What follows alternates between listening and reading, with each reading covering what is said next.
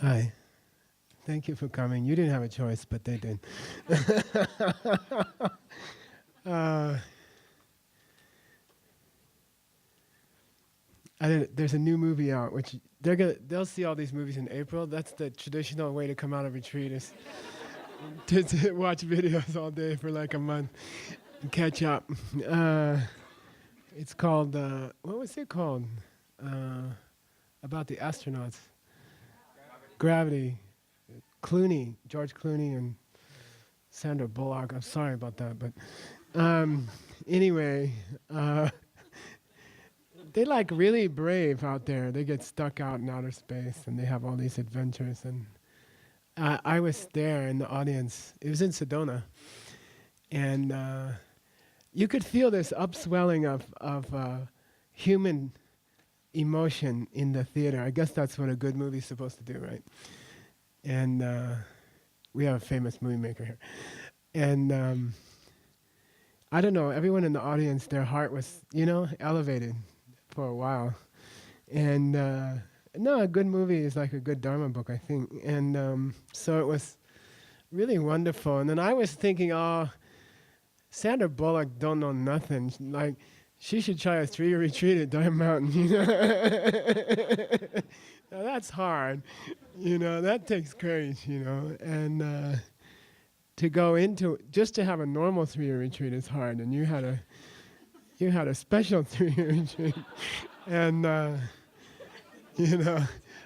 I think what's amazing people now is that you stuck to it, and people are like, are they still there? I'm like, yeah, they're still there, I got the bills to prove it, and and it's like, it's so wonderful, So I think, no, I really think of you guys like astronauts and going on into unknown space. And for us to hear you speak, especially Lama Devora tonight, it was so, I don't know about them, but it made me feel like it was all worth it to hear a report from another planet, a planet of love and porcupines. And, I was like, no, it's very moving. And I don't know, for me, I felt very strongly that I was so happy that we did this retreat and that such beauty has come out of this retreat. And they all look beautiful like that. So I think, I'm very proud of you guys. And I'm very proud of what you're doing. And many people are extremely proud of you. Many people around the world. I'm very happy. So keep going. You're like on the last lap now. So, but many people are very happy and looking forward to hearing you when you come out. Yeah, and you have a lot to teach. They think they didn't do a good retreat because they're not levitating or something. And but the progress, we can see it, but you can't see it. But when you come out, it will. The depth that you have gone to will affect people. Whether you are a great speaker, it doesn't matter. Just the fact that you stayed there for 2 years and went deeper, it will change the world. It will affect the world. So I salute you and to honor. I think we're all honored to be a part of your retreat. And then I'm very much impressed, and I don't know, it means a lot to me that the Israeli contingent came from Israel, and you are a good example for all of us, how hard you work. There's a joke around here, if you want something done, give it to an Israeli. And last night we had a team, but the way you work so hard and the way you study so hard and how well you organize and the harmony of your group and the devotion of your group. They have had people here helping since the beginning of the retreat. There's never been a day that there wasn't an Israeli contingent here helping. And I don't think we could have done it without you guys. So thank you for that. Yeah.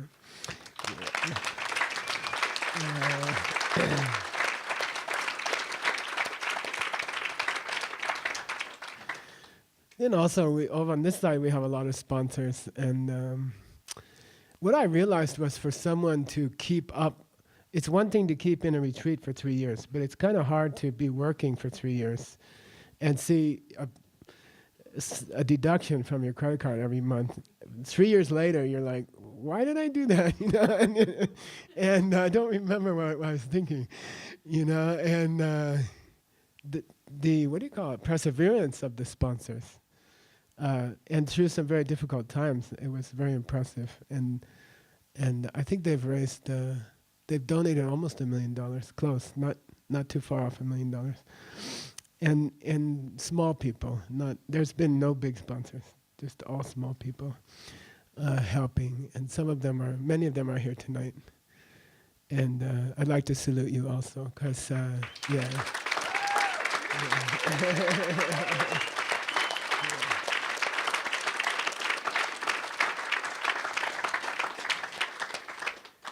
And there are many countries represented over here, and it's very sweet.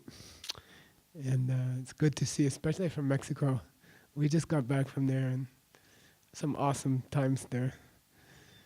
Two of the Mexican students made a feature film about karma and seeds.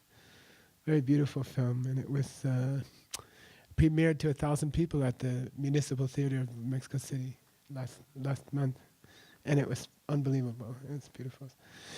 So it's good to see so many countries here. And my mom is here, and I want to thank her.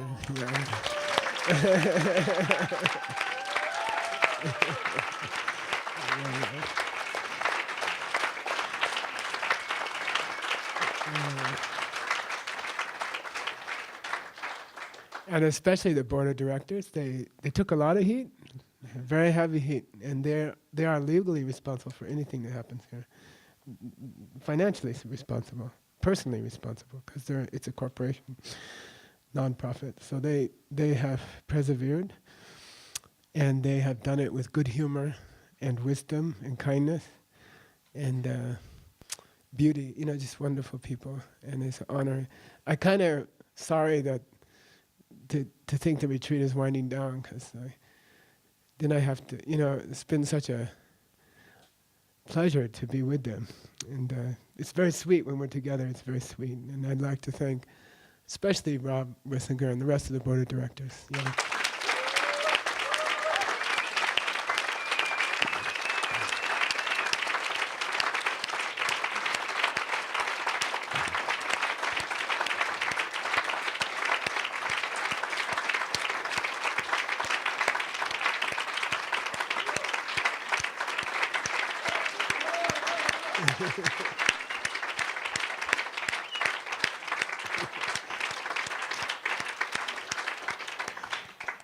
Board of directors, they want an encore.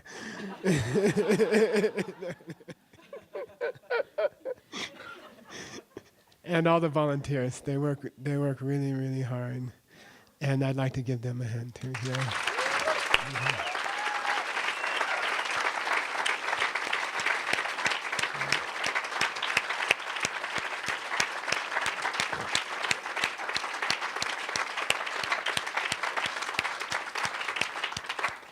Tonight we're also honored to have Dr. Sviali here, and whose mom just gave such a beautiful talk. And he's been giving, he's an MD, and he's been serving the retreat, and we'd like to honor him also here.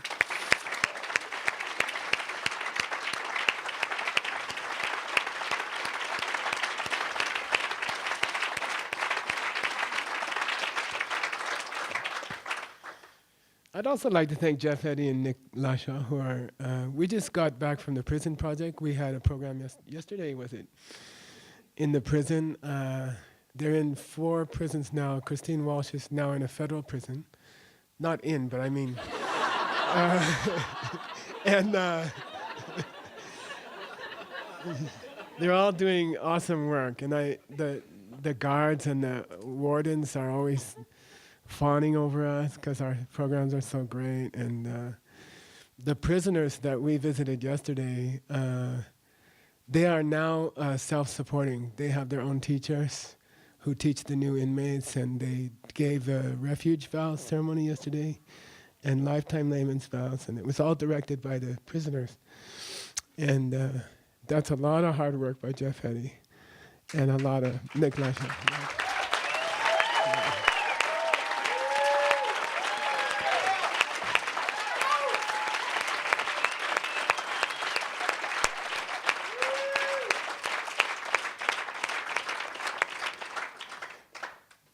Okay, let's start. So we're having I think it's a 12 or 14 year trip to the Lam Rim, started 3 years ago. It's a text, Lam Rim means A to Z, Buddhism for idiot, what do you call it? Dummy's Guide to Buddhism, A to Z. And it's a genre of literature that was popular, started in India, but it really reached its pinnacle in Tibet. And it's a specific series of meditations that if you devote a couple of years to going through those meditations, then it's believed that you could become enlightened. And it's called Lam Rim. Lam means marga, path, and Rim is, I don't know, steps of the path. And so we've been going through that. I was taught very kindly that by my teacher. I think it's the greatest book ever written on this planet. It was written by the teacher of the current Dalai Lama, who was also my teacher's teacher. And in that book, he devotes a large quantity of his teaching to how to prepare properly for meditation. It's called Jorchu. Jor means, in this case, preparing for meditation. Chu means practice. So in that book, he gives the best presentation of Jorchu that I'm aware of. And in that presentation, which we just finished after 3 years, he often refers to his teacher's song, meditation song. His teacher was Jambel Hundup Gyatso, Dakpo Rinpoche, Jambel Hundup Gyatso. And his teacher wrote a meditation song on how to prepare for a meditation. So the Jorchu, the 6, did they get a copy of these? Did they get a copy? They didn't, they're shaking their heads.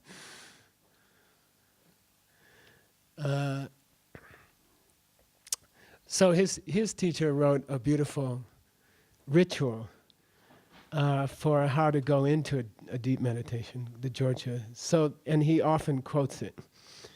And then I thought we should pause in the Lam Rim teaching and review the Jorchus that we've done for the last two years or so, that we've been on that subject.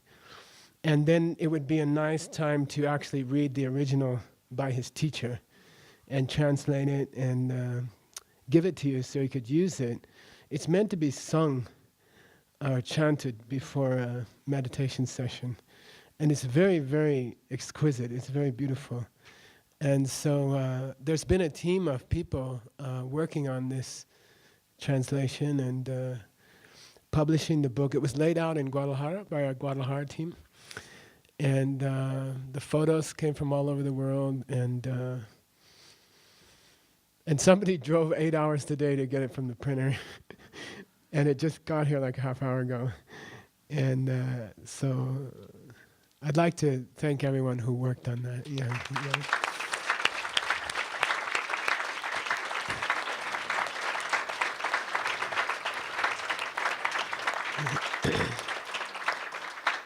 Especially Venerable Jigme worked really hard on it, and I'd like to thank you for that.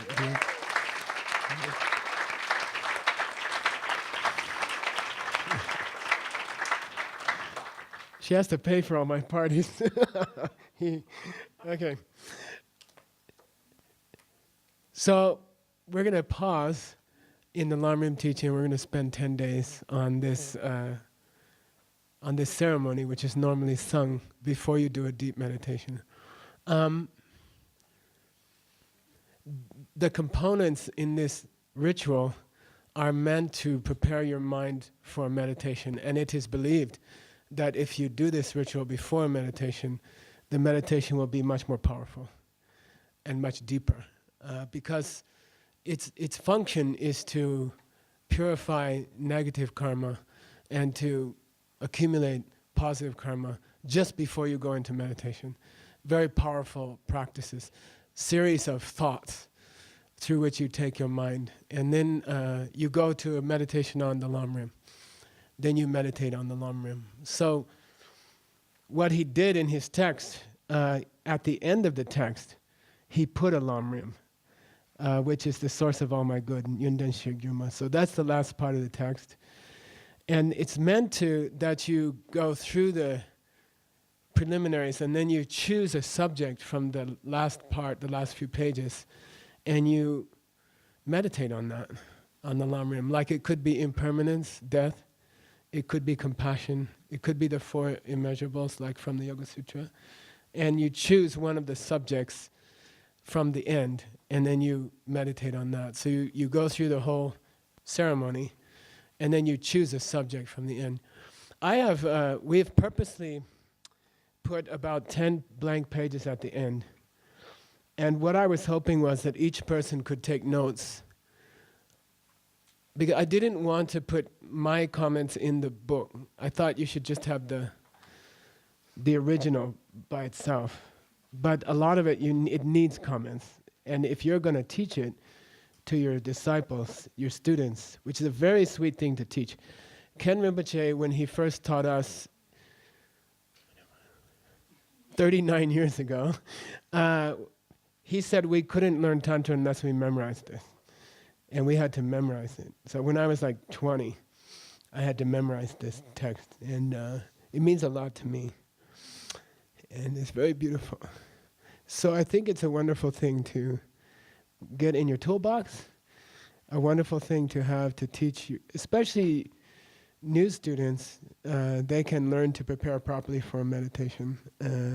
So I encourage you, especially those of you who are teaching, which is most of you, which is the real glory of this university. It really is a university, and there are 303 people in the world teaching ACI courses. So take notes, okay? Use the pages in the back. Somebody told me, Geshe, they're bound in the book. Duh. I want you to have your notes with you, so you can't separate them from the book. When you teach it, you can just flip back and see, what you were supposed to be thinking at that moment. So I purposely put. So I really will be very happy if I see people taking notes in the back of their book for the next 10 days, okay? Because then you can teach it to other people well, okay? So let's go. Also, this was originally meant, it's a meditation song, like a Gita, meant to be sung. And we had this wonderful idea that over the next 10 days, these guys will be dividing into groups. And so we'll just have one session in the evening, and that's it. No other sessions. Usually we do other philosophy books and stuff. There'll be no other sessions, just one session at night. And then during the day, we will work together to create a performance piece of this song. So on this side, we're going to do poetry, dance, songs, rock and roll, cowboy music, jazz, James Brown music. There's different groups, like you're either in the James Brown group, or you're in the jazz group, or you're in the poetry, or some people will just lead a meditation in their own way. And then somebody's doing trapeze, you can't guess who that would be, besides me. And so my dream is that, and I had long talks with my own teacher about it, my dream is that without thinking that you're performing, there will be no audience for the final performance, which will be next Sunday, a week from Sunday in Scottsdale. We have a nice place there ready, and we will do the performance, but there won't be any audience except Buddhas and Bodhisattvas of the universe. And I just thought it would be nice for a group of people to say, okay, we're going to put together a sweet, moving performance for invisible beings, that we can't see. And there's going to be, try to not have ego. You know what I mean? Like, there's nobody to perform for except them, you know, and there's no reason to sing your song well or do your dance well except to please them and to make an offering to them. So I just had this really strong desire that we do a piece together. Everybody do something. Even if you're shy, you can say, okay, I'm leading a meditation. I told the DCI teachers, if you get stuck on the stage, lead a meditation. Because then you don't have to say anything for 10 minutes. And so if you're shy or doesn't matter, you know, let's just do something. I told them I would do a ballet piece that's been in my head for years, you know. But I told them I wouldn't wear the tights, okay? But I think we just let go and have fun and make an offering to a bunch of invisible beings, you know, and make it from your heart and no one's watching. Sometimes I dance in my house just by myself and offer it, you know, and then nobody cares if I slip, or, you know. So like that. So I'd like to propose that we do that, okay? Then you're going to have lots of time during the week to practice. And you'll be in your own group. Maybe you'll be in 1 or 2 groups and you get together with 5 or 6 other people and you do it. And I would propose that you guys do it too. I don't know when your non-lay room ends. How many more days? Show me with your fingers. Yeah, so if you want to, do it on Sunday at the same time. And we'll just make it at different times so they can get to yours. But I think it'd be nice, anybody who wants to sing a song, or you do a dance, or read a poem. It could be something you wrote yourself, it could be something you like from earlier in your life, you know, or you just make a new meditation and you lead it, or a new yoga series, some yoga movements, or something like that. Anything, you think about it, but make it beautiful. And what I'm really asking people to do is devote some real time to it. Like, it's not what do you call those things when people get up and just, it's not karaoke or, what's a talent show, or what do you call that? They can't talk. It's not like just people get up and do something improvised. Yeah, no, I'd like to, but we can do comedy also, Grant. Wait, no. But I'd like to see it be, I don't know, just something that comes from your heart and you do it, you know, and you don't worry. But I also don't want it to be amateur. Like, you should practice it over and over. When we play jazz someplace, we have a rule, we play the song 5 times every day for like, and it's a lot of time. So I mean, make it serious, like the Dalai Lama's coming, you know, and you're not just gonna get up and bang on a drum, or, you know, without practicing. So I'm really hoping, I'm asking people this week to devote maybe 4, 5, 6 hours a day to getting ready for Sunday, your piece. And then on this side, we have a few people who are gonna, direct it. We've been importing a director from one of Lama Marut's Hollywood groups, and they're gonna kind of make sure that, the transitions are done nicely. Like, I don't want to, somebody sing a song and then everybody waits, and then it should really be done, polished, as well as we can, being amateurs.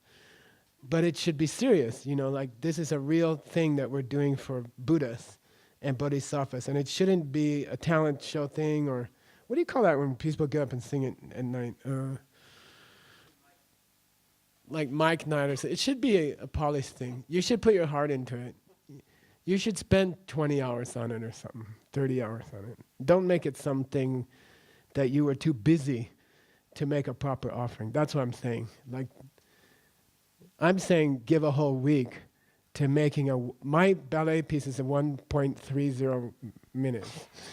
It's 1.5 minutes. But I'm gonna make it nice, you know, and I have a piano player. And I hope. And I just make it exquisite. That's what I'm saying. And give it a week. Give it a whole week. Or give it a lot of your week. And don't just say, oh, on Saturday night, you're like, oh, I'll write down the words to this song that I kind of like. And then don't do it like that. Like, do it really Give it a week of your time. Give it the best that you have. Don't say you don't have time. Give it your time. That's what I'm saying. It's hard to get money out of Americans, but getting time out of them is impossible. So give it your time. Really give it some time, serious time. Okay? Make it your practice for a week. That's what I propose. If you guys want to do it, you can ask Brady. He's in charge. Okay. So let's go through the text. I'll stop around, what time is it supposed to, 9:30 I think? Yeah? Okay. And bear with me, I know you're tired, especially I know what it's like when you come out for, I used to get this migraine and it wouldn't go away until I went back in the lay room. And then we tried not coming out and that was worse. So I know it's exhausting for you. I know it's a lot. But hang in there. Just everybody hang in there, okay? It's worth it.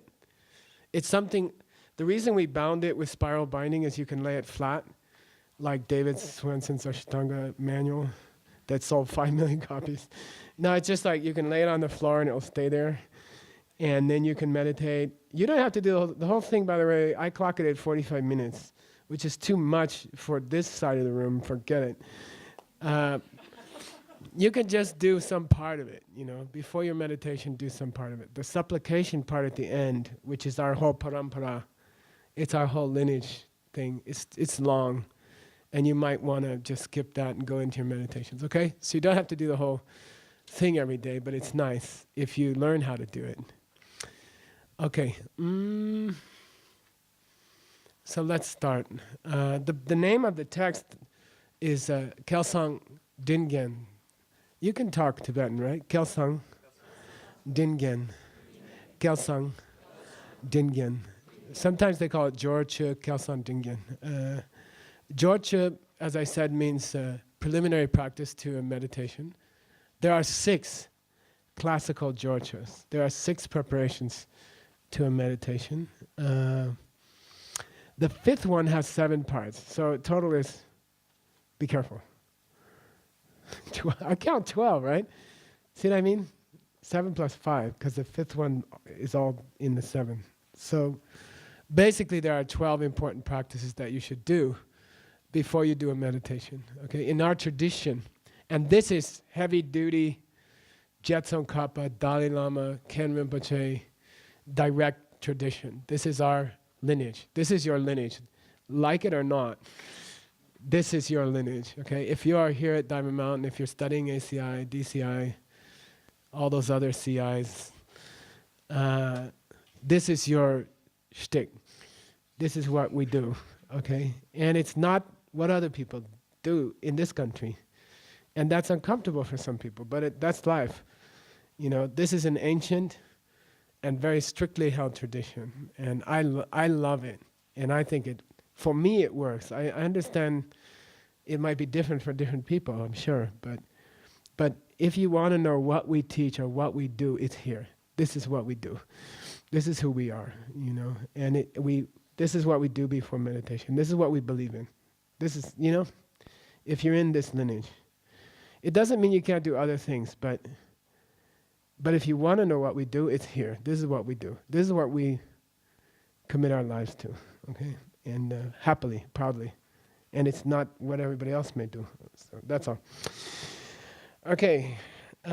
Kel means, Kelwa means good karma from the past. And it's like a quantity thing, like how much Kelwa do you have? And you might have enough Kelwa to hear about Diamond Mountain. You might have enough Kelwa to come here. It would take more Kelwa. To do a retreat here would take extraordinary Kelwa. You are one in, the people sitting over here are 1 in 10 million in this country. 1 out of 10 million people in this country is sitting over here, had enough Kelwa to do a 3-year retreat. And it's a very expensive Kelwa. Karmically very expensive. You'll probably be filling propane tanks for thousands of lifetimes.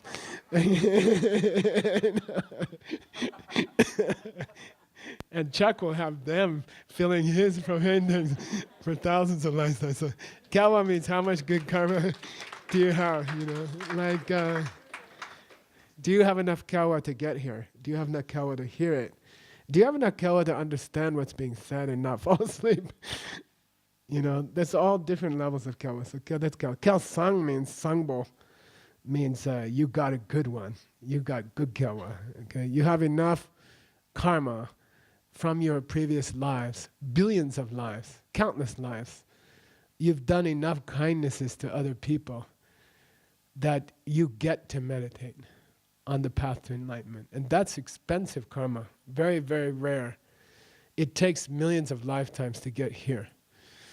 And to do a meditation takes millions of lifetimes. To have the honor or the ability or the interest to do meditation, it takes many, many lifetimes.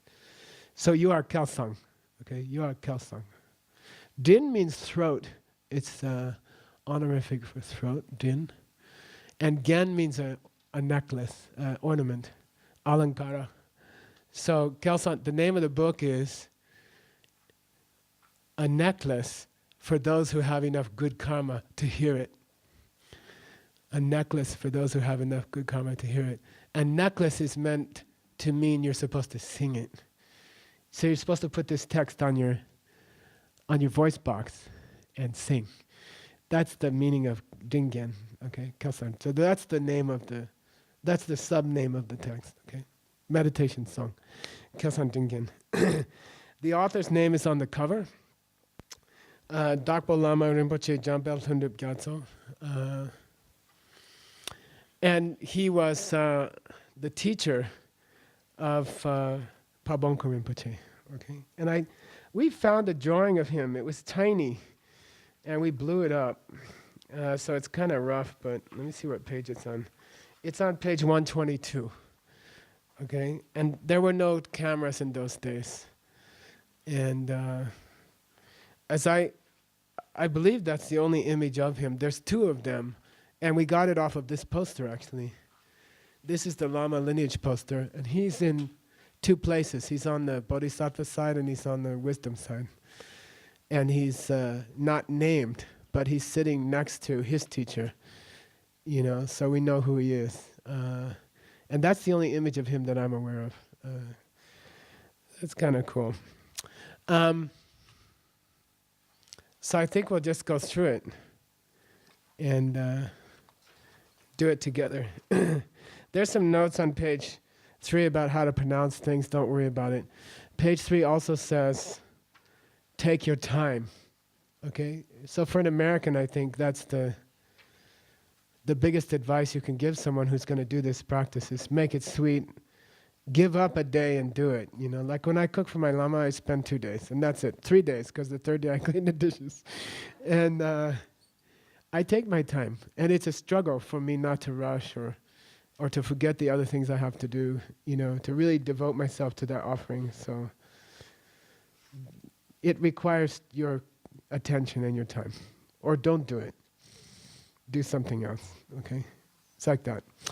Okay, the first page you can see, this is a beautiful photo. I think it was taken by Michael Wick in about 1972. And it's Ken Rinpoche himself doing the Jorchu. Okay, so I thought we don't have many photos of him, but we have this photo of him doing the Jorchu. If you're interested, it was on 3rd Street in Howell, New Jersey. And he was in Geshe Wangyal's monastery, and when he first came. So he's probably about 50 years old, 51, and in that photo, and he's doing the Jorchu. Okay, I really like the photo. There's a reason why I put it there. Every photo has a reason, and I want to talk about them. This particular photo, the Jorchu is founded on Guru Yoga. Okay, the Jorchu is founded on Guru Yoga. The preparing for meditation and all practices in our tradition are founded upon your relationship to a living teacher. You know, and the word guru in this country is poisoned, right? It's been poisoned, which is very strange, because it's like the most important word in Sanskrit. And it's a sad, terrible demon thing, you know, that people told me, oh, it's all guru stuff. And we believe in our tradition, Guru in Tibetan is Lama, right? Translated into Tibetan is Lama.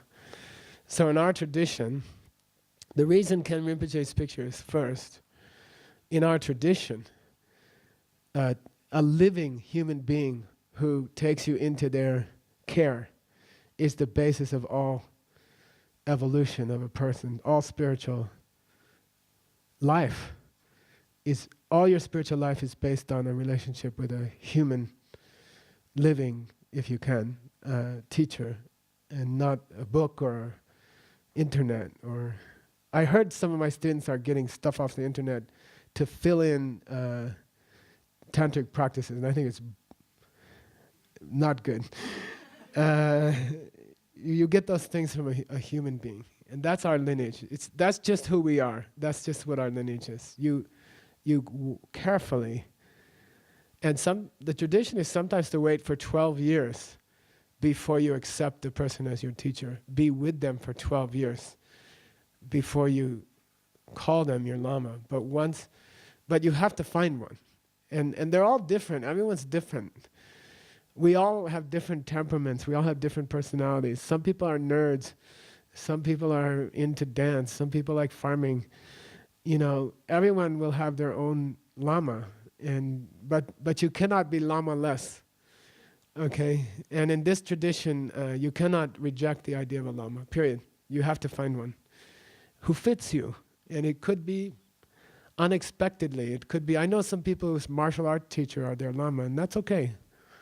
You know, or their yoga asana teacher is their Lama, that's okay. But you must find one. And you cannot, in this tradition, you cannot engage in a practice like this necklace without having that relationship, or at least being in the process of seeking that relationship. Even in monasticism, we have what we call Ne-Lama, right? And we have rites, 108 rites, monastic rites, and responsibilities. And they are very serious, like going to Sojong, attending every 2 weeks the confession ceremony is required of all monks. But if you lose your teacher, you are exempted from all other monastic rites. You must find a new one. You must stop everything and go find a new one. Or you can't do anything. It's not possible, okay? You just can't do it. You have to find a living teacher who you can be with and learn these things from. So that's why we put that photo there. And you should remember, you should tell your students, okay? Teachers can make mistakes, teachers can have problems, but you can't live without them, okay? And you have to be wise and careful, prudent in finding a teacher, and then you must serve them, okay? The happiest years of my life, my whole life I've never not had a teacher, you know? And it's the best thing in life. There's nothing better than that, okay? All right. I lived with my Lama for 25 years, and it was hard, but it was the best thing in my life, okay? And I think Lady Ruth would say the same thing with her sweet teacher. Okay.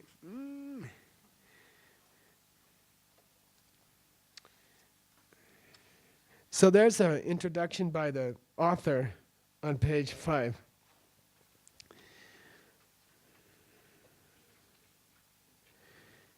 I like the second verse. I put verse numbers so we could be on the same page. Okay, I like it. There's a holy being who is half my Lama and half the Buddha himself in his most secret form, the keeper of the diamond. Keeper of the diamond is Vajradhara, which is the form that Lord Buddha takes when he teaches the secret teachings, right? These two parts can never be divided from each other. I bow down to the holy feet of this being in every single moment of the day, for all days to come. In you do I take my shelter, and I ask you, please, shower upon me your infinite love. Take me with you, keep me with you. Okay.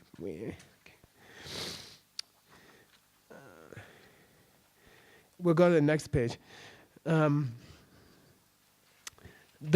notes by the author are in italics, and you're not supposed to sing them. Okay. Unless they're mantras. The mantras are also in italics, but So when you sing it, you don't have to do his comments, okay? In this holy book, I have set forth in one place just a song that you can sing for the 6 preparations which you must follow before meditating upon the steps of the path to enlightenment. According to the personal advices of that victorious Buddha, Master Wansapa, the saint of the desert places. We have a lot of Wansapas. And I thought to tell you a little bit about Wansapa. Okay, Wansa means a desert place. And so he spent so much time doing retreats in desert plains of Tibet that his name was, they named him Mr. Desert Place, okay, which is what Wansapa means. Gyalwa, his traditional name is Gyalwa Wansapa. Gyalwa means Jina in Sanskrit, it means a Buddha, okay, so the victorious one, okay. It sounds like Gyalpo, but it's not. Gyalpo means what? King. Gyalwa means victorious one, okay? So he's often called Gyalwa Wansapa. So what he's saying is that this song has been written in the tradition, in the oral tradition of Gyalwa Wansapa. So I thought I would tell you a little bit about Gyalwa Wansapa, and as usual, it got out of hand.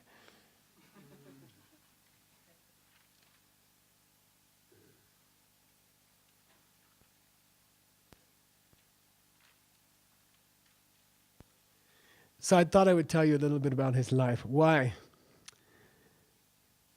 If you ask a Tibetan Lama, you know, I think all these practices are nice.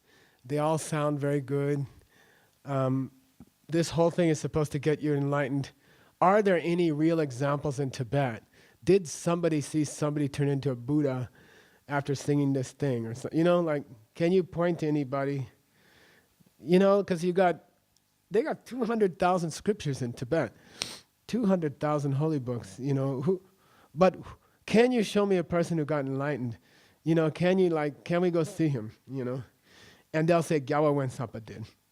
And, you know, of course, many lamas got enlightened, but he's the classical example. So I was curious, you know, I said, okay, if this guy got enlightened, you know, what happened? He was having breakfast and he bit into that waffle and suddenly turned into light, and like, exactly when did it happen and where did it happen? What was going on? You know, like, what did he do? And did anybody write down what happened in that moment? And, you know, how did they know he was a Buddha afterwards? And, you know, so I've been researching this thing because I'm just curious about it. I was just, people ask me also, and I'm kind of like, oh, I don't really know. You know, so here's a little bit, and I'll tell you more tomorrow, and I'll tell you more the next day, because it's too much to tell in one night. But I'm going to start to tell you his life story, okay? Because I thought it was cool. Just in case we die tonight, he got enlightened, they say, by doing 2 practices, all right? 2 practices. The first was Guru Yoga, his devotion to his teacher, okay? His relationship with his teacher. And secondly, Vajrayogini practice, okay? The practice of Vajrayogini, okay? Which is what this university teaches. It's what the 7-year course is devoted to. And it's what the 3-year retreat is devoted to. So that's how he got enlightened, by those 2 practices. Okay.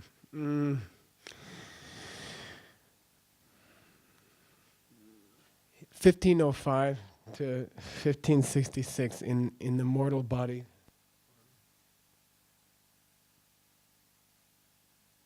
It's a nice lineage if you are into lineages. Lineages are cool because it's kind of like, okay, Neil Young sang with Buffalo Springfield, and then he broke off on his own and did Neil Young 2 albums with Crazy Horse. And then after that, you know, he met up with Stephen Stills again and Crosby and Nash, and they did Crosby, Stills, Nash and Young. You know, and then they broke up, and, you know, Crosby got arrested, and then they had to do, you know, it's like that. If you really love music, it's nice to know what they went through, the lineage of what they went. Really, it is nice. You can see patterns. So anyway, he was a teacher of Sangye Yeshe, and his best student was, do you know? Sangye Yeshe. First Panchen Lama.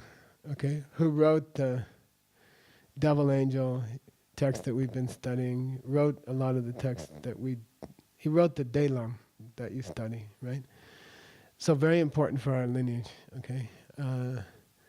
That's the immediate lineage, okay? He's the teacher of the first Panchen Lama. The first Panchen Lama is who he is because of his teacher. And he is who he is because of his teacher's teacher. Okay. Also, when Sapa studied with Gendon Gyatso, who's that? Huh? Second Dalai Lama, okay? He was a student of Gendon Gyatso, who was a great follower of the Niguma yoga practice. And when Sapa was also devoted to the Niguma practice, okay? And he got enlightened, you see? Okay. Wensa is also the name of a particular place in Tibet where people did so many retreats that they started to call the place the desert retreat, you know? So the monastery, even before he was born, was called Wensa, okay? Okay, here's a cool story. Here's the first story, and then maybe we let it go. So I've been trying to find out, you know, where was he at the moment of enlightenment? And what, you know, I'm just curious. So I was reading all his biographies, which is a big trouble. It's a lot of pages of stuff. And there's a beautiful story when he was born. Right out of the womb, like in the first few days, he started to recite, he started to say, Ma Sem Chen Tam Che, Ma Sem Chen Ningre Je Om Mani Padme Hum. Ma Sem Chen Ningre Je Om Mani Padme Hum. Ma Sem Chen means all living beings who have been my mother in my past lifetimes. We did this meditation, I don't know where it was, recently. Some people objected to it. I was like, pick your enemy and think about drinking milk from their breast. And the people got really uncomfortable, you know, especially if the enemy was a guy. And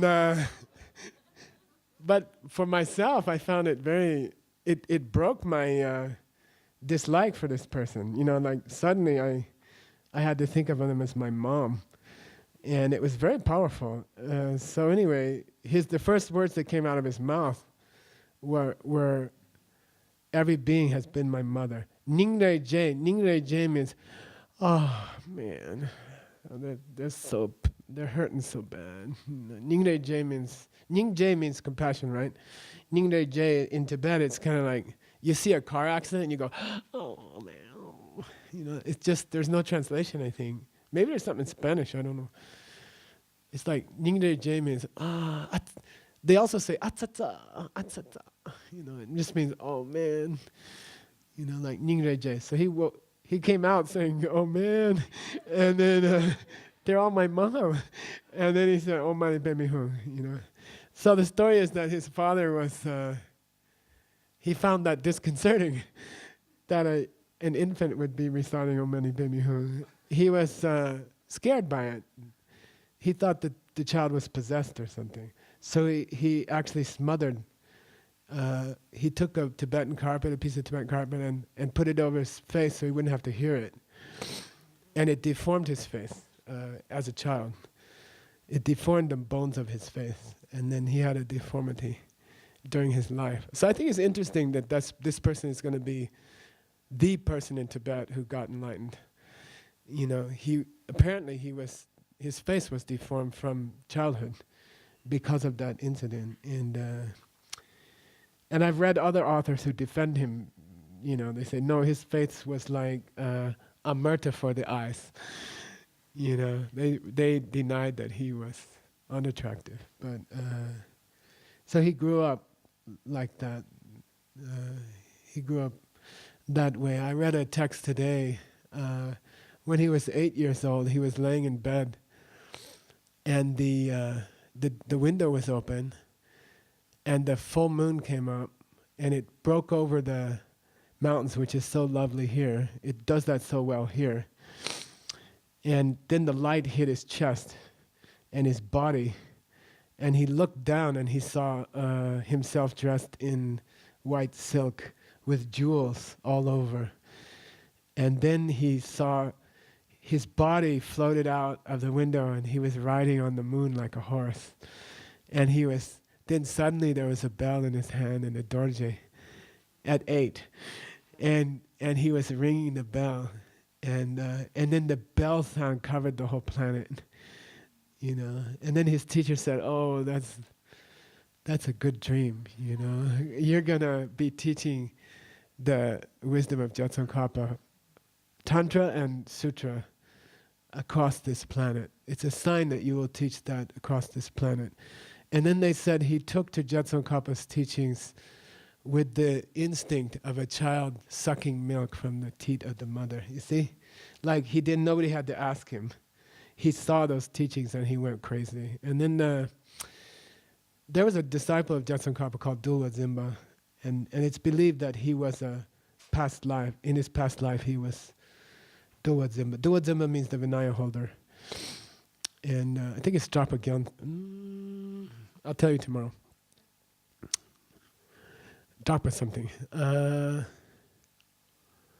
then they go into his past lives, and they said he was a yogi in India, in northeast India, Bengal, which is like the hotbed. In around 800, 900, it was the hotbed of yoga and tantra.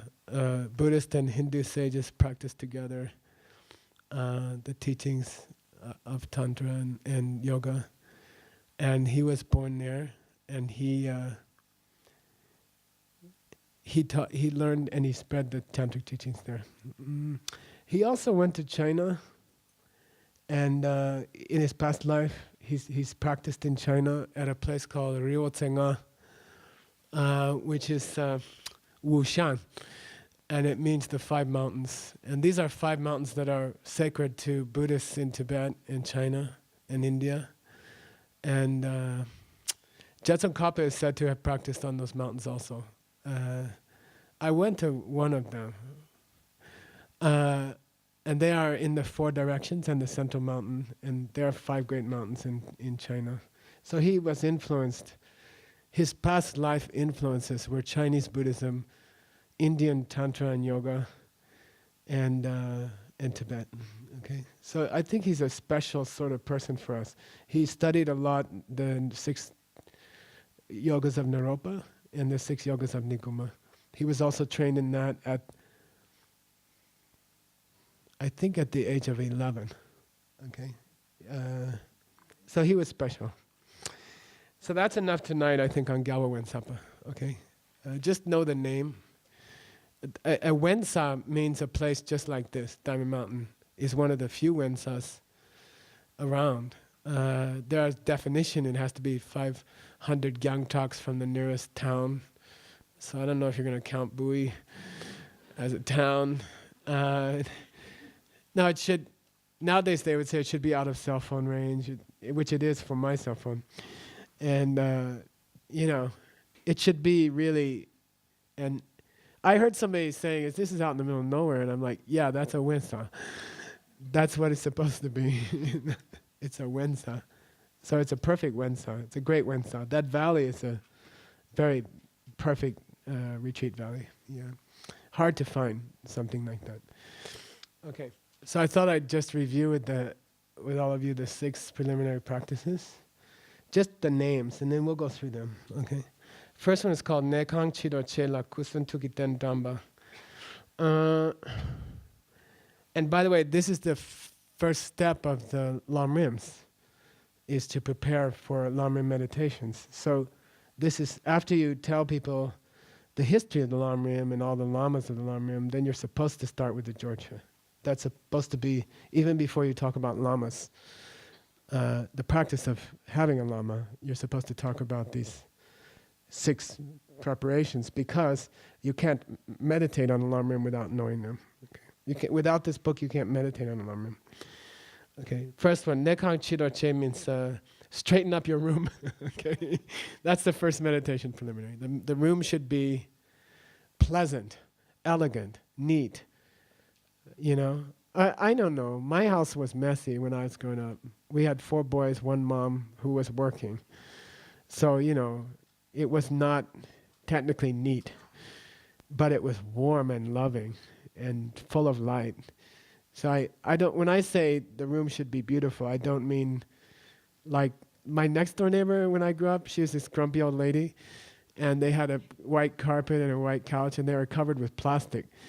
Uh, and it was so neat and unhappy, you know. So don't get overwhelmed with the neat part. I mean, it means you should, it's our tradition to clean the room and to straighten the room before you meditate. And we'll talk about it, okay? Chirochela kusun tuki ten dhamma. Set up your altar. That's still part of number one. Make sure you have an altar. People make fun of American Buddhists, you know, oh, they're cultish, and they have these cardboard boxes with a candle and a flower and a Buddha, a cheap Buddha image from Thailand. And now they make fun. What's her? Alanis Morissette has a song about it, and then when they get cancer, they're all knocking on your door, you know, and like, could you teach me that cardboard box thing? You know, I swear to God, everyone who ever said that to me is, later they write you, even my old Princeton friends, you know, who were lawyers and diplomats, and they're all like, I got lymphatic cancer, I got 6 months to live, tell me what you've been studying. Now I want to know. It's not culty anymore, you know, it's life or death. Now I understand why you were doing it, you know. So you kind of, just understand that, you know, regardless of what people say, at the end they realize it's, when it comes to your life, then they realize that nothing else counts. And then they want to know about what you're doing, okay? And then you're going to say, go get a cardboard box, you know? Clean up your room and get a cardboard box. I got an extra cheap Buddha from Thailand, you know? And then they're like, oh, thank you, you know? I swear, all my old friends, one by one they came. They're all there. They're all practicing. The ones who made fun of it or said it was culty or things like that. Because it really is the only important thing in life. Other things are important. Other things are wonderful, beautiful.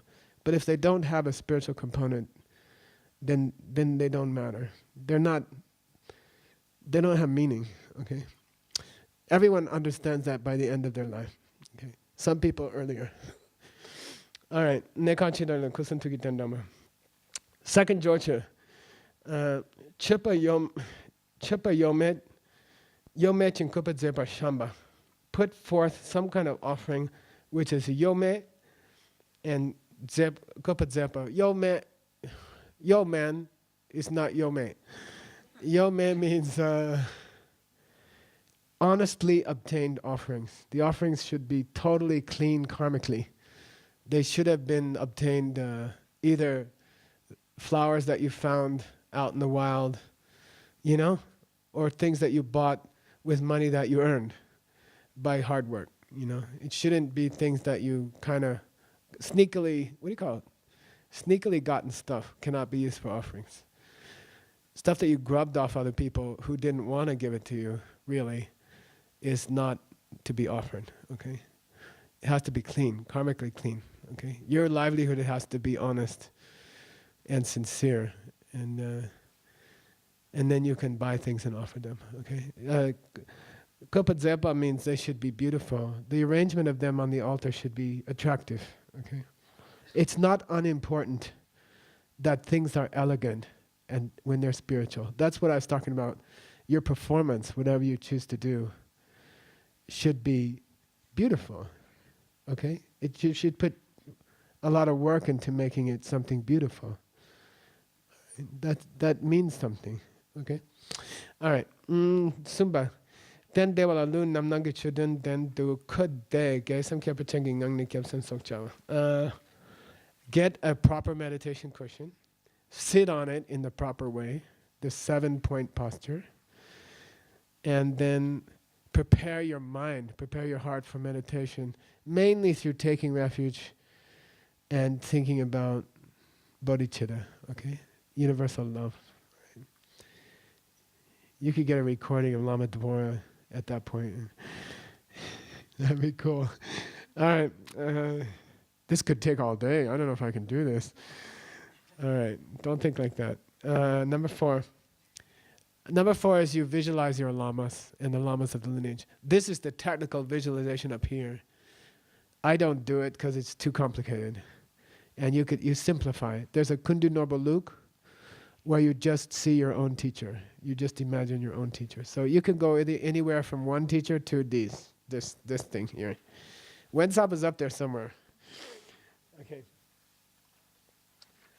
Number 5, Sak Jangin Ne Dupa Yenla Duma Mandal Don Chepa. That's the 7-part prayer. It's a 7-part prayer that we do. It's instant good karma collection, instant bad karma purification. Okay, step number 5.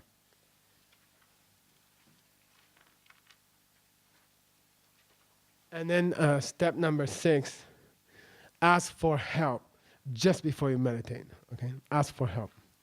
If you study this text, you'll see that probably the last quarter or third is asking for help from all the lamas of the lineage. It's a little too much if you're got a job and you got to get up and go to work, you know? Like, when you get to that part, you can do your own lama and you can start meditating, okay? But you do have to ask someone for help. That's number 6, okay? Just before you meditate, ask your teachers for help. Ask somebody for help, okay? All right, those are the 6. We're going to go, tonight we'll only cover the first one, okay? This is a review for the people who have been coming to Phoenix and doing the 10-day courses. So I wanted to pause, review the 6 preliminary practices, and then give you the transmission of this wonderful practice, this oral transmission, okay? So here we go. The first of the preparations is to clean. This is page 7. The first of the preparations is to clean and straighten up your room and set up an altar there.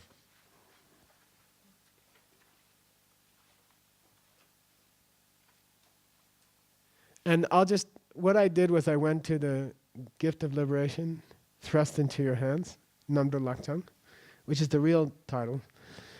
And I took out the main points to teach in one night. Okay, so we'll just do the main points of how to clean up your room, or the main tradition for teaching this subject. Okay, this is what do you call highlights. What do you call it in football? Highlights? Yeah, replay. Replay the highlights of like 12 games in 5 minutes, right? Okay, so I'll just give you some highlights from the text. First of all, Pabong Rinpoche says that this comes mainly from Lama Serlingpa, which is Suvarna Dvipa, which is whose teacher? Lord Atisha's teacher. Okay, so the Lama who brought this tradition to Tibet from India, his teacher lived in Indonesia, Sumatra.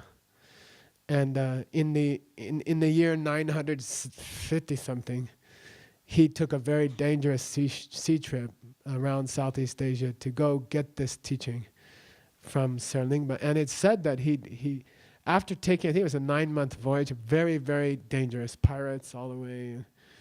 And, you know, it's a tiny wooden ship in a typhoon area.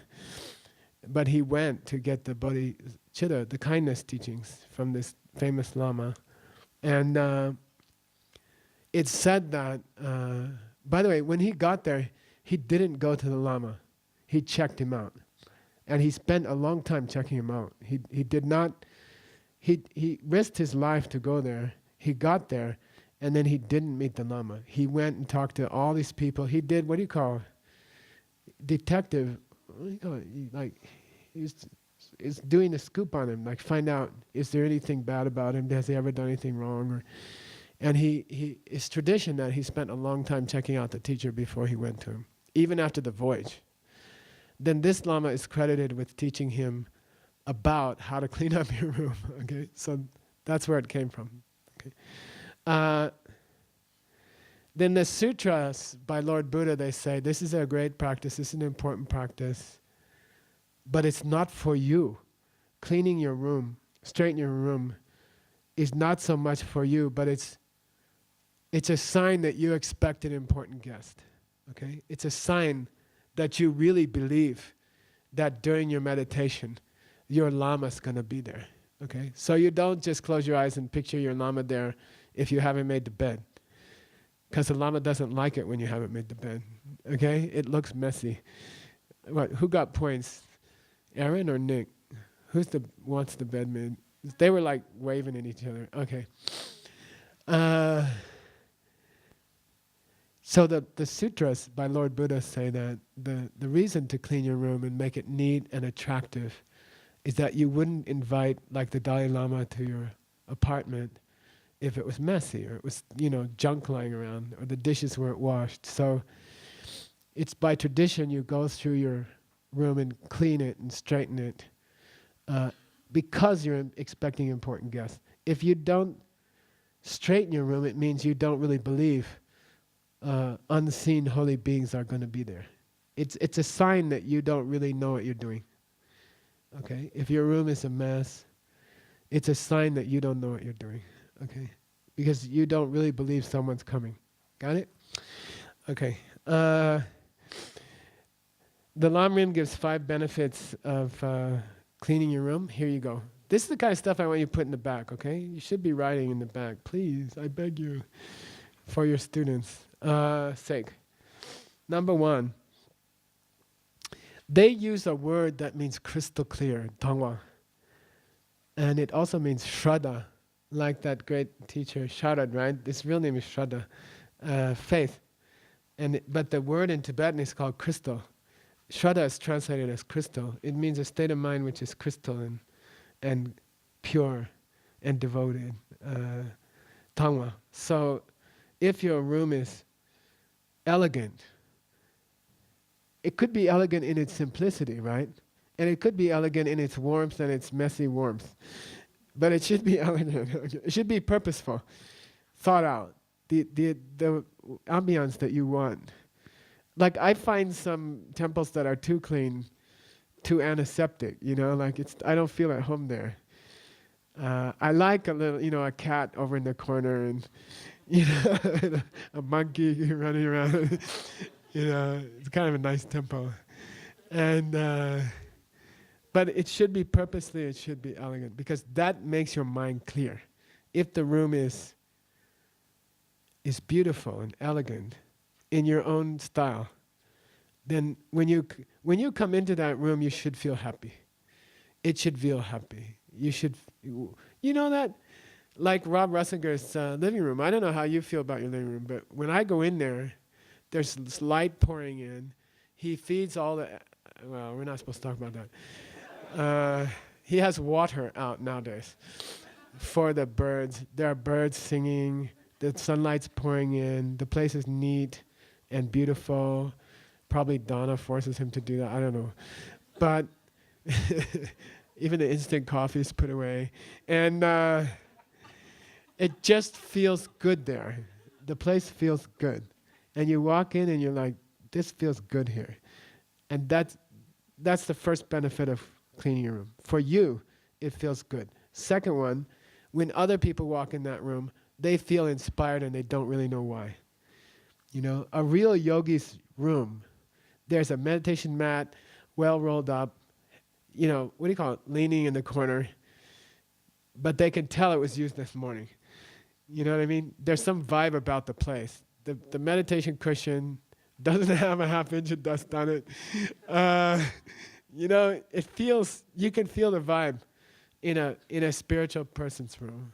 The yoga mat, the meditation cushion, the water bowls are worn and used, nicely worn, like an old pair of shoes, nice pair of shoes. And the meditation area feels well used in a sweet way. Okay, so the second benefit is that people who visit you can smell your practice, your sadhana, right? They can feel it, and that's the second benefit. Okay, third benefit: the beings that you cannot see, but you call bodhisattvas or Buddhas or angels, whatever you want to call them, right? They don't like messy places, and they don't go there. They will not enter a room which is dirty. They're not offended, they're repulsed by it. They don't like those places. Devas, Hlas, Yamantaka, Vajrayogini, people like that. And the lamas I believe to have been Vajrayogini, I can attest that they don't like dirty rooms. No, they just come in and they start cleaning up, and then you feel so bad. You invite this lama and they start cleaning up, and then and then the next time you vacuum and you clean, and they really do prefer. I believe in my own life, in my own limited interaction with those kinds of beings, is that they really do prefer a sweet space, okay, and they're more willing to visit if the place is sweet, okay. That's all. Number 4.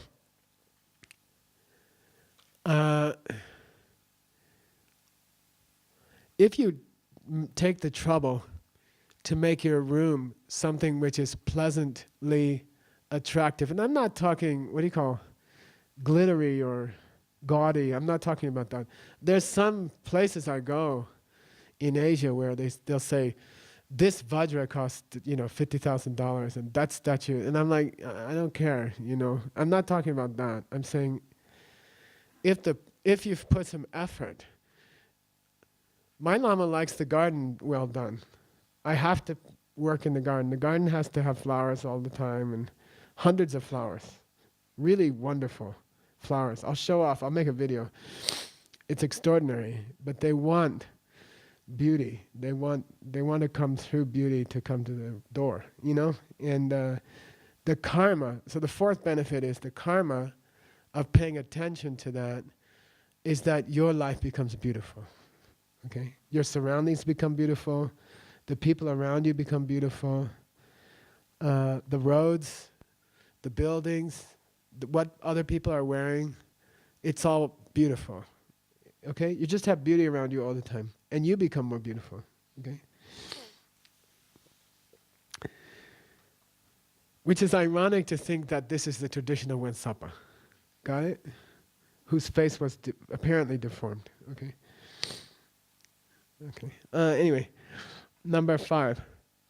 The seeds that you collect in your mind, the deep seeds that open in future lives or in future years of your life, if you pass away or if you leave this world, you will go to a world which is very, very beautiful. The world will be very beautiful. And places like, there's a place in China, there's a city in South China that I went to. The first time I was there, I didn't have the karma. And it just felt cold and dark and drizzly and dismal and concrete apartment buildings. And then we worked there for 3 years. And then nowadays when I go there, it's just so warm and beautiful. And suddenly I saw a stupa, a huge stupa in the middle of the city, walled off. You can't get to it. If you walk towards it, you just hit a wall by any street. But from a high apartment building, you can see it. And it's this ancient stupa in the middle of the city. And I didn't have the karma when I first got there to see it. And then later I was like, God, look at that. And you can't get to it. But it's there. So the place will change. If you try to practice this, the place you live will change. Because it's coming from you, right? Okay.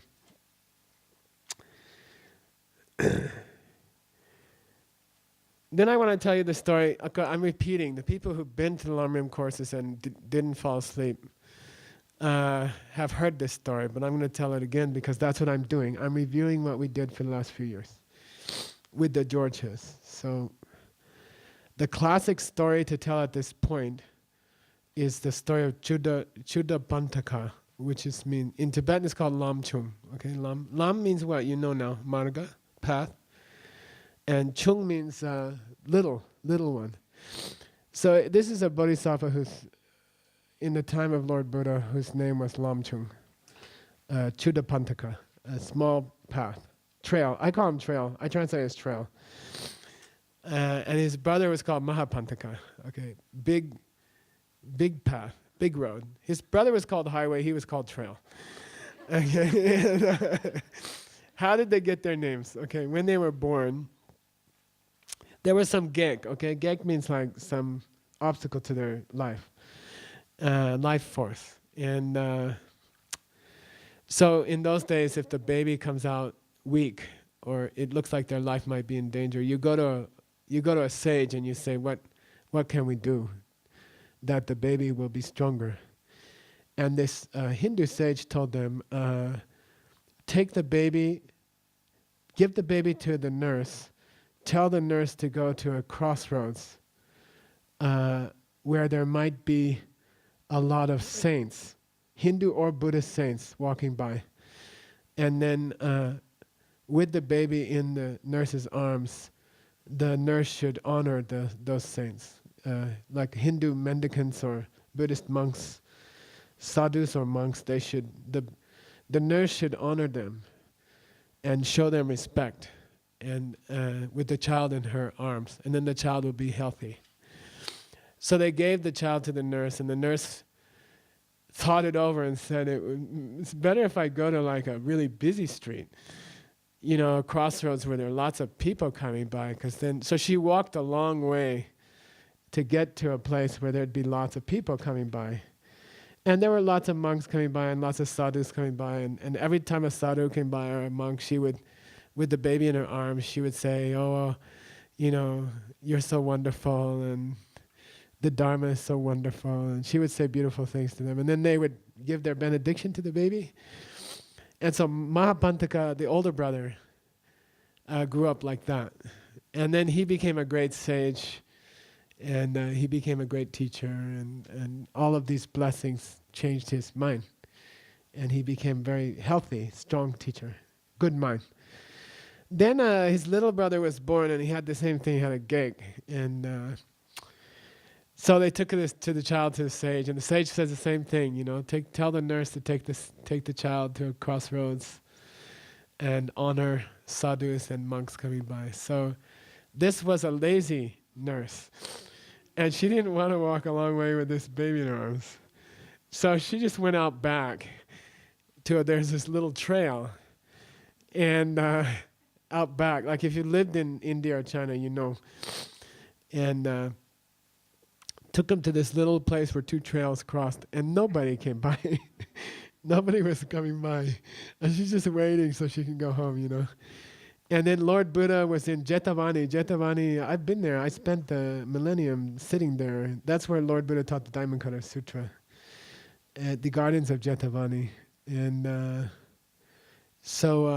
in North India. And so Lord Buddha was sitting nearby in the gardens, and with his omniscience, he saw the lady standing there with nobody walking by. So he got up and went down the trail, and walked by. And the nurse is like, hi, he's like, hi, and he touched the baby, and then he kept going, So Chudapantaka grew up, this is a funny story, I'm sorry about this story, but really dumb. And he couldn't remember anything. He was just really terrible. And he just was like retarded. I'm not supposed to say retarded. Challenged, mentally disabled, challenged. Something. He was retarded.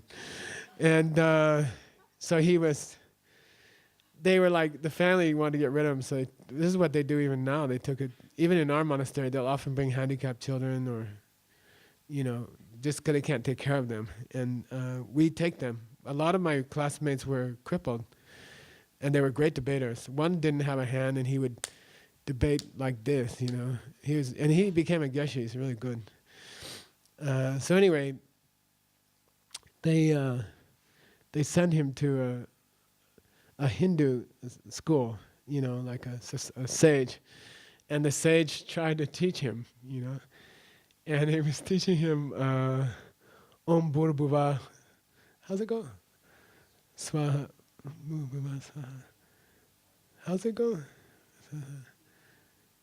The Gayatri. Diyo yo na prachodayat. This Gayatri mantra. Om Bhur. See, I'm also the same. Om Bhurbuva. Tatsavitur Varenyam. So the Hindu sage tried to teach him the Gayatri, which starts with Om Bhurbuva. And then when he'd say Om, and the kid would go Om, and then he'd say Boo, and the kid would go Boo, and then he'd say Om Boo, and the kid would go Om. And he'd say Boo, he'd say Boo, and he'd say Om Boo, and he'd say Om. And he couldn't, when he got to Om, he forgot Boo, and when he got to Boo, he forgot Om. He couldn't remember the first two syllables. I can't remember the fourth and fifth. But but he said, then finally he kicked him out. He threw him out of the ashram. He said, this kid not possible. He will never be, I can't do anything with this kid, you know. And then they sent him to his brother's monastery, you know. And they started teaching him a mantra that was to start with siddham, to be accomplished, right? And they'd say sid, and he'd go sid, and they'd say dham, he'd go dham, and then they'd say siddham, and he'd say sid, and then they'd say dham, he'd say dham, they'd say sid dham, he'd say dham, and he couldn't remember the sid when he got to the dham, and okay, like he had this problem, and then finally his brother they said, look, it's not going to work out, you know, you cannot be a Hindu sadhaka, and you'll never be a Buddhist monk either, you know, and they expelled him. And they said, you're hopeless, you know. And then, of course, Lord Buddha's watching all this. And he came, somebody said, try Lord Buddha, you know. Maybe Lord Buddha can make something out of you. And they sent him to Lord Buddha, you know. And Lord Buddha was like, there was a custom then.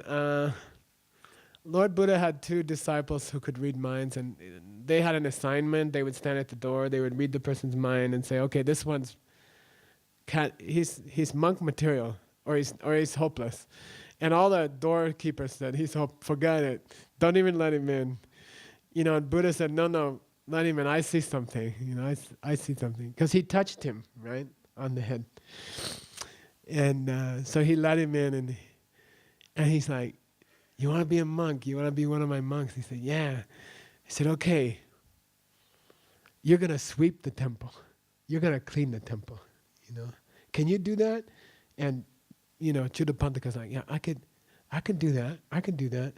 And he's like, okay, you sweep the temple. You just sweep the temple. And he taught him a little mantra, you know, like, it was like a dipapang, dipapang,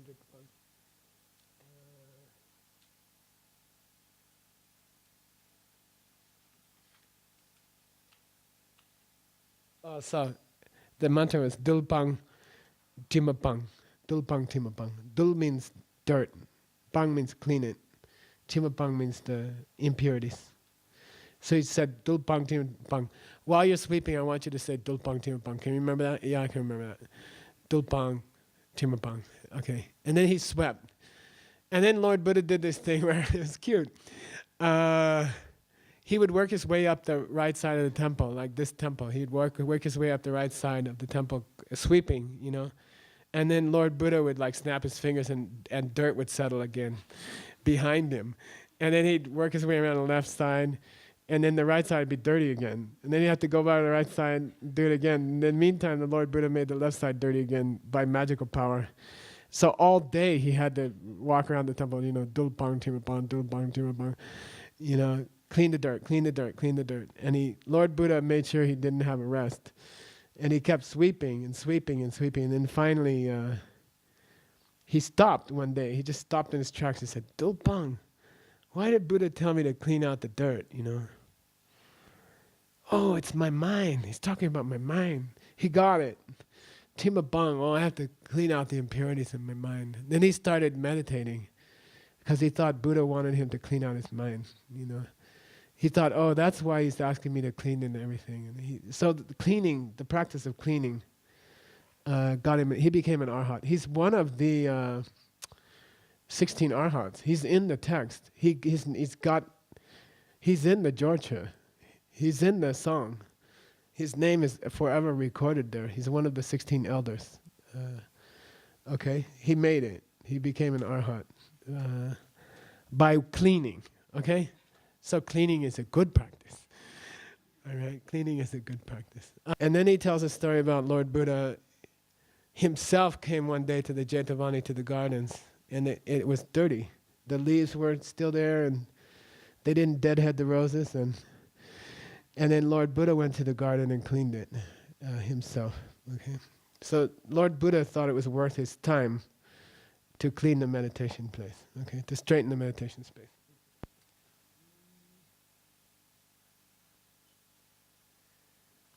By the way, there's a story about Chuddapantaka that One day the nuns, the local nunnery, sent a nun to Lord Buddha and said, "Would you come and teach at the nunnery?" And he said, "No, but I have a student that I could send."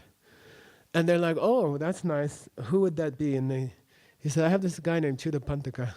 And they started making inquiries, like, "Is this a good teacher?" And then everyone said, yeah, he's the guy who can't remember Om when he says boo and boo when he says Om, he's going to teach you guys? And the nuns got very angry that Lord Buddha would send an idiot to teach them. Like they thought, oh, he thinks we're idiots, So they did two things. It's very similar to the story of Master Shantideva, but they did two things. First of all, they advertised to everybody in the town that this monk is coming and that the teaching is open to everybody, because they were hoping to embarrass him. We heard the story from Jeff at the prison. You told the story at the prison yesterday, right?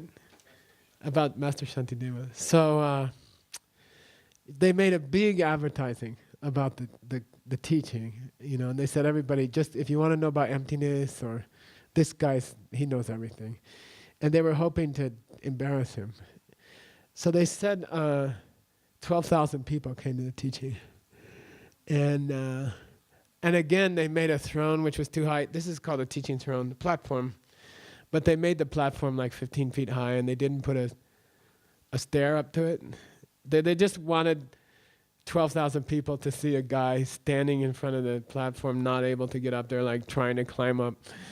And they wanted to embarrass him. And there's a couple of versions of this story, but one is that he just reached his hand up, and suddenly the hand was 15 feet long.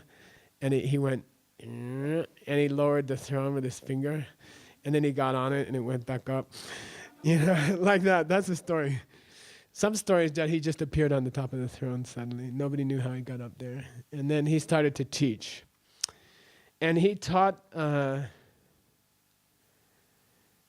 half a verse, and 12,000 people saw emptiness directly. Okay. People ask me, how many people saw emptiness? That says 12,000. Okay.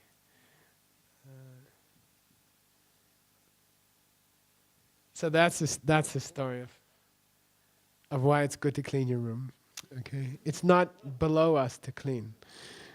Okay. It's a good practice. We have like 10 more minutes, so I'll tell you a little bit about setting up an altar, which is also part of the first preliminary. Okay.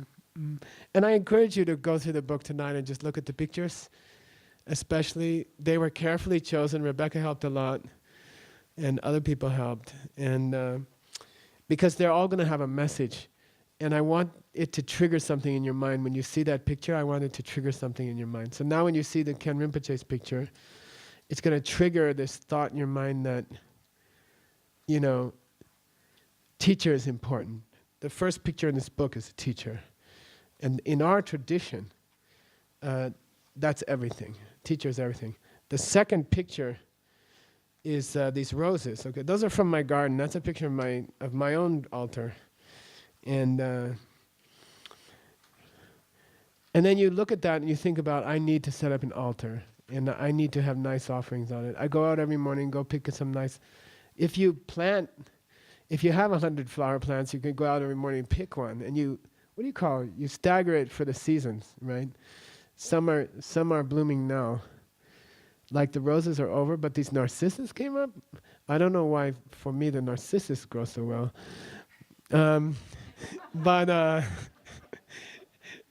But you can always have something out there to pick and offer on your altar. It's a very sweet practice, very wonderful practice. It gets you outside in the fresh air also. So when you see that picture, think of your altar. The name in Buddhism for an altar is Ku Sung Tuk Ten. Say Ku Sung Tuk Ten. Ten means like a home base. RTEN, right? Ratatatamatena. It means home base or headquarters. For Ku, for Sung, and for Tuk. Ku means enlightened being's body. Sung means their speech, and Tuk means their state of mind, right? So this cardboard box on which you put a napkin, right? You're not really going to do that, but is meant to house the the actions and the words and the thoughts of a divine being. Okay? It's meant to be 1 square foot in your apartment or your house, which is where they hang out. Okay? So, I have a kind of a big one. Not that big, not this big, but that part of your house is sacred. And in that part of the house is where the holy beings hang out. It's Kusung Tukten. The name for altar in Tibetan is where they hang out. Where they speak, where they act, and where they think is that place. That's the name for an altar. And then by tradition, we put something to remind us of each of those 3 on the altar. Okay, that's just a tradition. And this is what, in our tradition,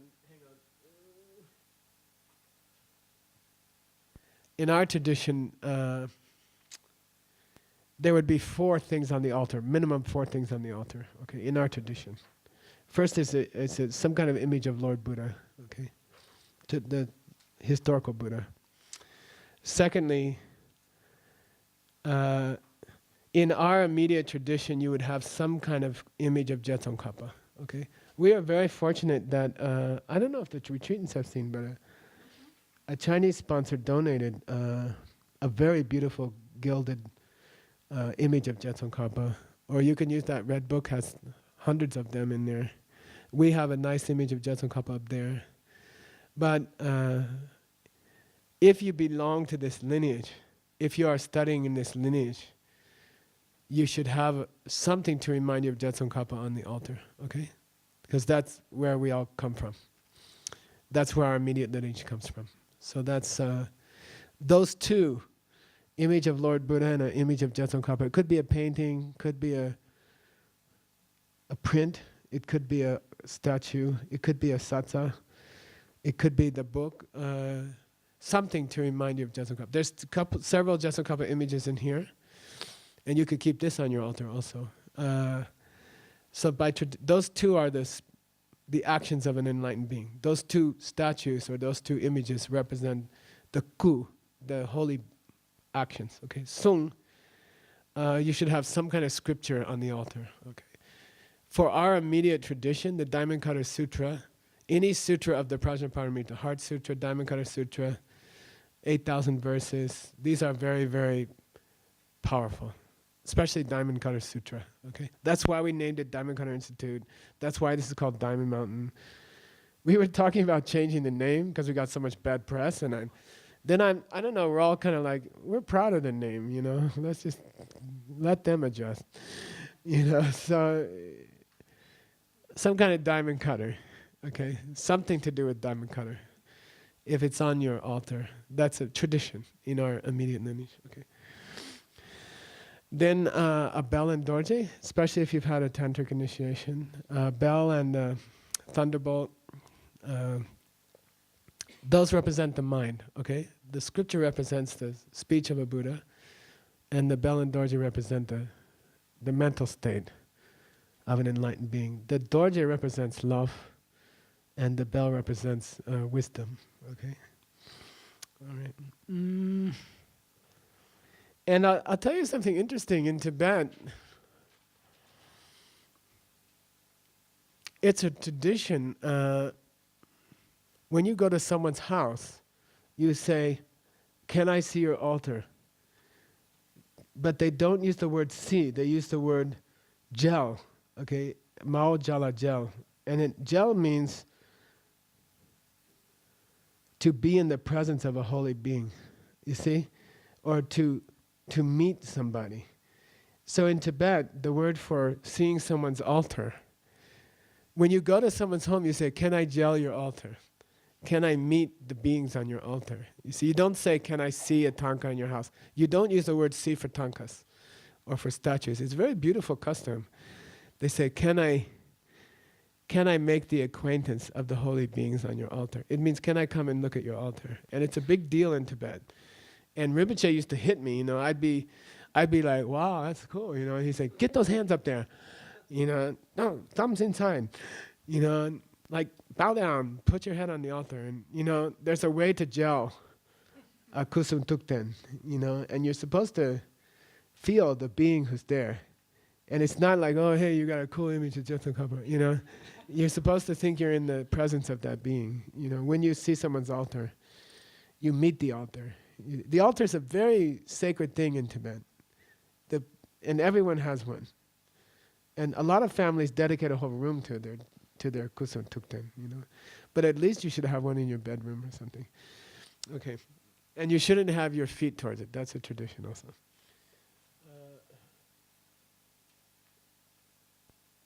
Okay, we got like 2 minutes left, and it's working out perfectly. There's a story. You know Shariputra, right? Sharipu. This is one of the monks who was in the. He recites the Heart Sutra. He's the one who speaks the Heart Sutra, right? Sharipu. Very, very, very, very famous disciple of Lord Buddha.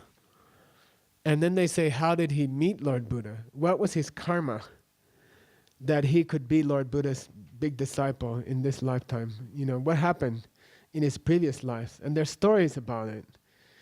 And it's a cool story. He was hiking somewhere. He was on a trip walking through Tibet, and his shoe fell apart, which is very common in Tibet. Because they just sewed them up. And his shoe fell apart. Sorry, not Tibet, India, but northern India. And he was walking, and previous lifetime. Anyway, shoes fell apart. And he was walking, and his shoe fell apart. And then he realized he'd have to stop and sew it, and he couldn't go anywhere that night. He'd have to stop and seek shelter. So he looked around, and all he could find was an old temple, like a broken down temple. This is very common in Asia. Like if you take a bus trip, Lady Ruth knows, to Mysore to Bangalore or something, in the rice fields you'll see lots of old abandoned temples. And they kind of leave them there, and it's kind of really beautiful. So he saw an abandoned temple, you know, and he crawled into one corner of it that wasn't wet, and he's like fixing his shoe, you know. And then he started a fire because it was cold. And then he looked up on the wall, and in the flickering light of the fire, he saw an image of a Buddha, an old mural on the wall. And he's like, a fresco. And he's like, something happened to him, and he stopped sewing, and he was sitting there, and in the firelight, he's staring at this Buddha image. He says, oh, that's the most beautiful thing I ever saw in my life, you know. And then he says, I'd give anything to be a disciple of somebody like that. And that was it. And the next morning he got up, he forgot all about it, and he just walked away. But that was the karma, the admiration. They say not so much the admiration of the artwork or something, but the feeling that he might have been in the presence of a divine being in that moment is what made him be born as Shariputra. So that's in a section of the Lamrim where they say, try to reach a point. And this happens when you see emptiness directly, most strongly. It happens to some extent before that. But especially if you've seen emptiness directly, something happens to your appreciation of paintings and statues.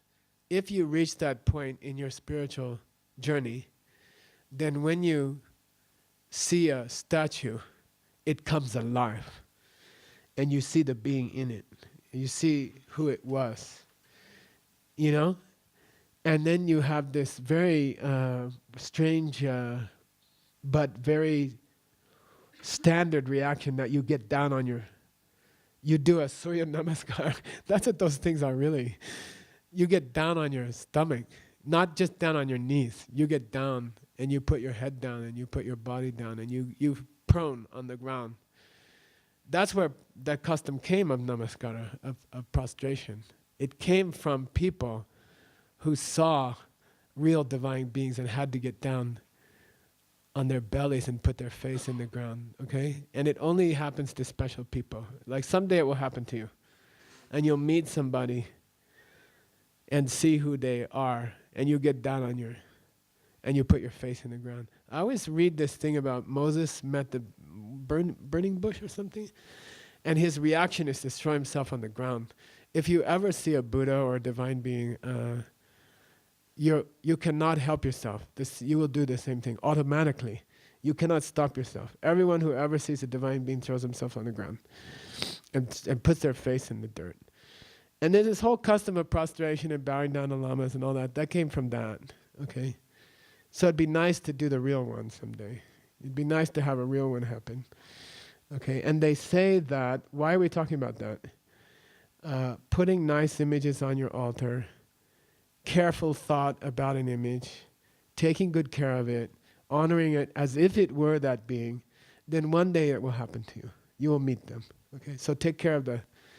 Lots of people have they just treat their altar like a junk collection place. They put little knickknacks. It's a knickknack collection, kusung knickknack 10. And don't do that, okay? You know what they do in the monastery, which is a very good custom, and then we'll stop. It's 9:30. What do you call it? They rotate the images. And they actually have another room that has basketball lockers all the way up to the ceiling. It's like 40 feet high. To get up to the locker, you have to climb on a special ladder and kill yourself. And they have hundreds of sacred images. And the kunyar, the temple keeper, his job is to change them every 2 or 3 days. So a tanka only stays up in the Sera temple for 2 or 3 days, and then it gets replaced by some other image. And then that helps you appreciate it. If you leave an image on your altar for months or years, it starts to...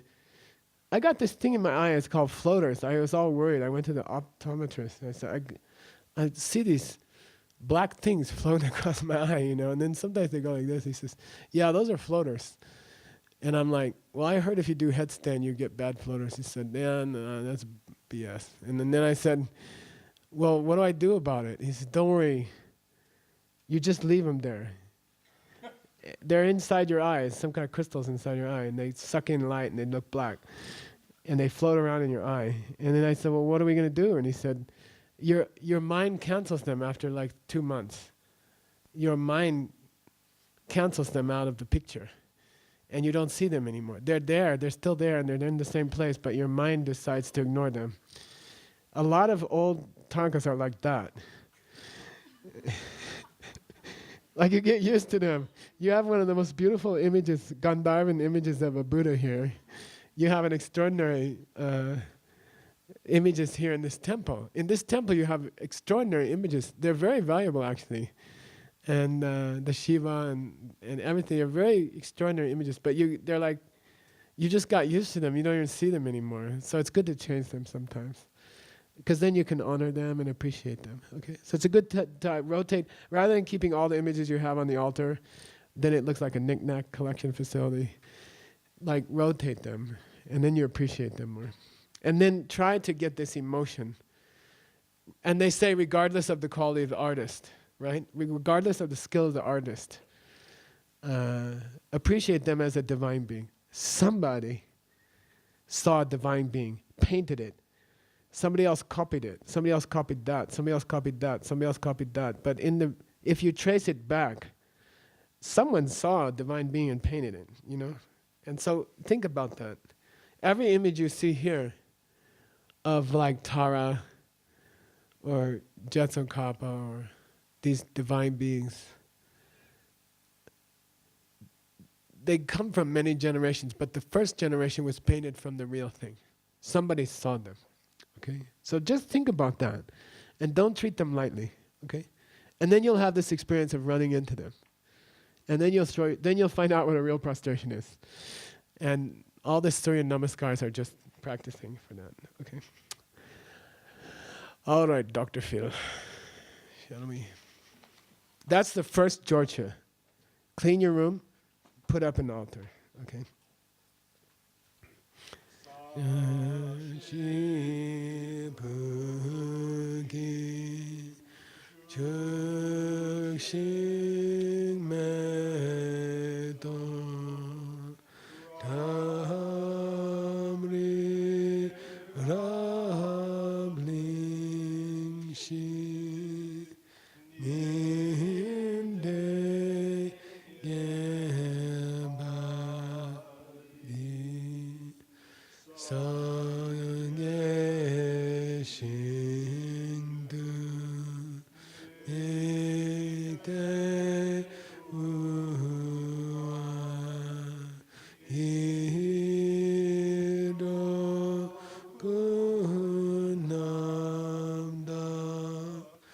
Shingla Je Pasho Idam Guru Ratna Mandala Kamna Yadayami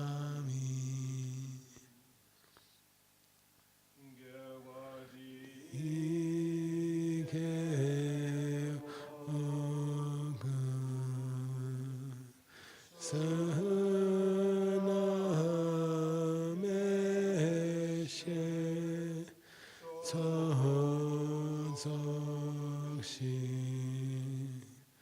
Sana Meshe Nechue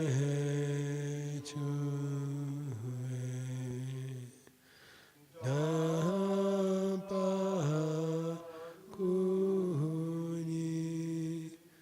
Tobasho.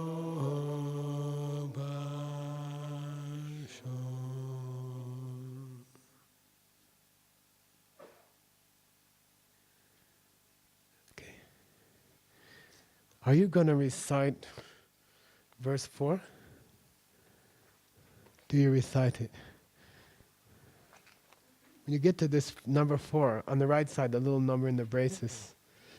No, you don't recite it. Okay? That's not the song hasn't begun yet. The song begins on verse 7. Okay? Next page. Got it? Okay. All right. Good night. You guys just, who goes, they go first, right? And I'm going to sit here and enjoy. So